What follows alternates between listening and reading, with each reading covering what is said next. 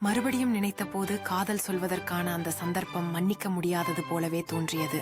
அந்த சந்திப்பில் அவர் தனது இதயத்தை வெளிப்படுத்துவதை சிந்தித்தார்.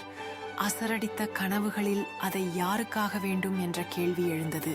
மிகவும் நடுக்கமாக அவர் அழகான திருநாளில் அவளை எதிர்பார்த்தார். காதலின் முதற்கட்டத்தை புகழ்ந்தது.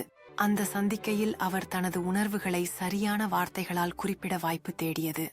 அவள் அருகில் வந்தபோது அவரது இதயத்தின் குரலுக்கு எந்த வார்த்தைகள் உகந்ததாக இருக்கும் என்ற பயம் அவரை அடித்துக் கொள்ளும் போதை அடைந்தது. அவளின் கண்களில் அந்த அசத்தலான ஒளியை பார்த்தபோது அவரது உள்ளே ஒரு நம்பிக்கை எழுந்தது. எனக்காக நீயே ஒரு அற்புதமான வாழ்க்கையாவாய் என்று அவர் தனது உணர்வுகளை வெளிப்படுத்தினார்.